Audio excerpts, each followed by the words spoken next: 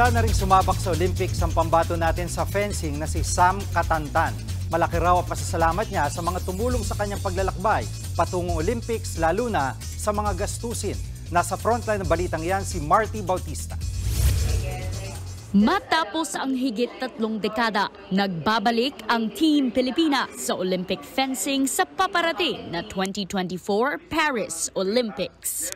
Ang 22-year-old Pinay fencer na si Sam Katantan ang lalaban para sa bansa.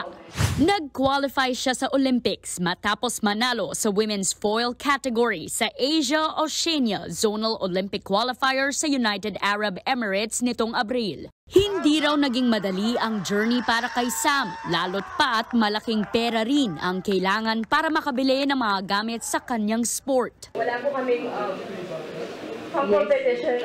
People offer compete. Talaga po nag-reach out po sila sa ibang tao po. Parang yes, ganon ano? sorry po.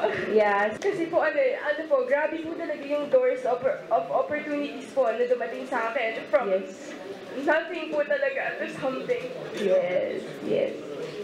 Nabalot din ng kontrobersya ang pag-represent ni Sam sa Team Pilipinas dahil sa mga nagkukumpara sa kanya sa former national teammate Maxine Esteban na maglalaro para sa Ivory Coast.